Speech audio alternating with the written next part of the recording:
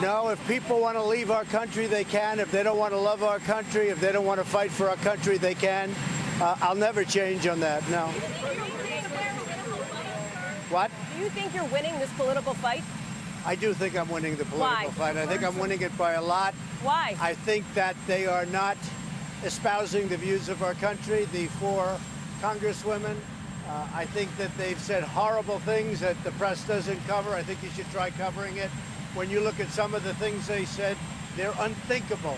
If somebody else or me or anybody else said things like that, it would be historic. So you ought to look at some of the horrible statements, because there's never been statements like that. I'd like to follow up about that, Mr. President. You've been very outspoken about the anti-Israel trend, seemingly anti-Israel trend of the Democratic Party.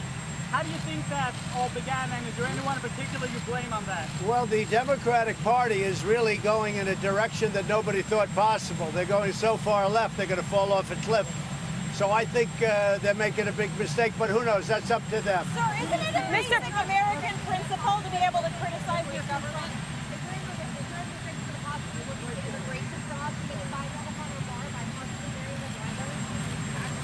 Well, there's a lot of talk about the fact that she was married to her brother. I know nothing about it. I hear she was married to her brother.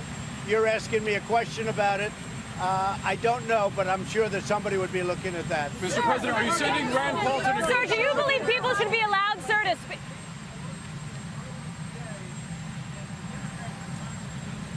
You good? Oh, I'm fine. Thank you.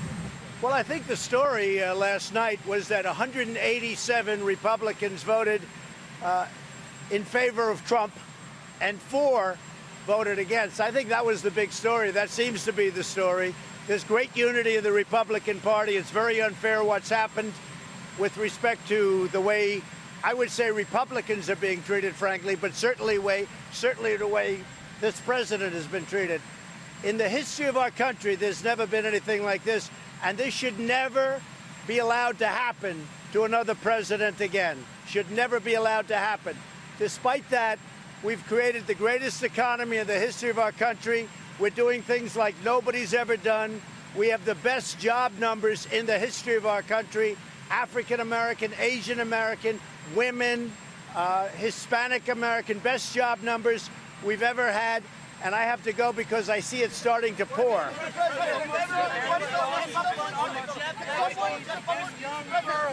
someone disagree with you and relishing this fight with the Congresswoman, I'm not relishing the fight. I'm enjoying it because I have to get the word out to the American people. And you have to enjoy what you do. I enjoy what I do. The key is, it's not a question of relishing. They're wrong. They're absolutely wrong. That's not where our country wants to be. We're not going to go, and we're not going to be a socialist country. It's not going to happen.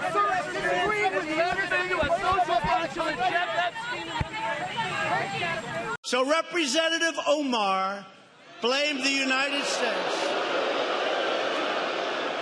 for the terrorist attacks on our country, saying that terrorism is a reaction to our involvement in other people's affairs. She smeared U.S. service members involved in Black Hawk Down. In other words, she slandered the brave Americans who were trying to keep peace in Somalia. Omar minimized the September 11th attacks on our homeland, saying some people did something. I don't think so. Some people did something. Yeah, some people did something, all right. She pleaded for compassion for ISIS recruits attempting to join the terrorist organization. She was looking for compassion. Omar laughed that Americans speak of al-Qaeda in a menacing tone and remarked that you don't say America with this intensity. You say al-Qaeda makes you proud. Al-Qaeda makes you proud. You don't speak that way about America. And at a press conference just this week, when asked whether she supported al-Qaeda, that's our enemy. That's our enemy.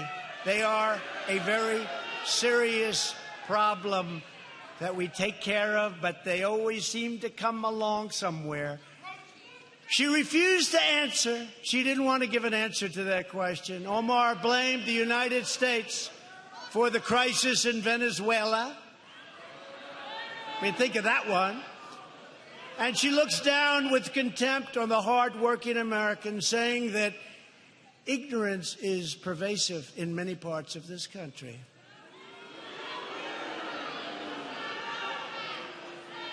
And obviously and importantly, Omar has a history of launching vicious anti-Semitic screeds.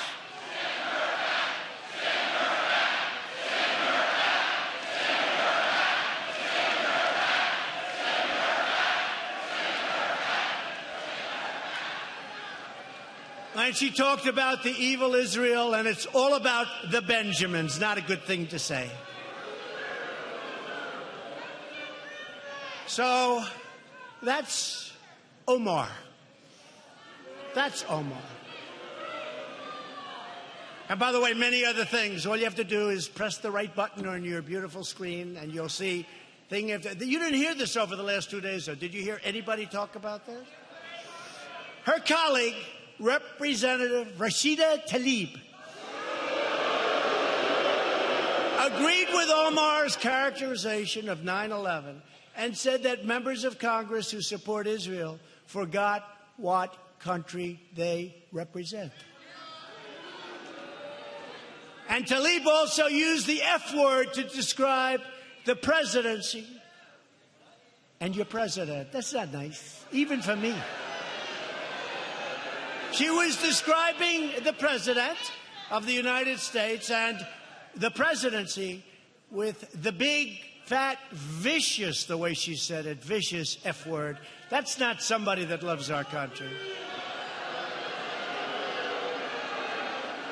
Representative Alexandria Ocasio-Cortez.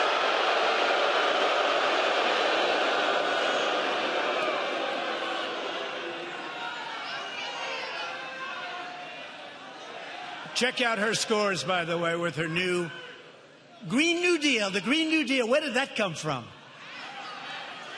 She's conducted outrageous attacks against men and women of law enforcement. She compared American border agents managing a humanitarian crisis that I always said was a humanitarian crisis, and they said it was manufactured. They don't say it was manufactured, and we're stopping it. And I want to thank Mexico. They've got 21,000 soldiers now stopping people from coming into our country. But Cortez, somebody said that's not her name. They said, that's not her name, sir. I said, no. I don't have time to go with 3 different names. We'll call her Cortez. Too much time. Takes too much time. So Cortez also, she said, essentially, Nazis are running concentration camps. And when Mike Pence went down just a few days ago with members of Congress and the media, and you looked at those so-called horrible concentration camps, they said, wow, these places are clean. Wow, they have air conditioning. They have water. And, you know, to be honest, it's not like they came and we want to take care of people. We got to straighten out our immigration laws. You know, in a very short period of time, if the Democrats would give us a few votes, we could solve the immigration problem, and it would be so great. It'd be so great.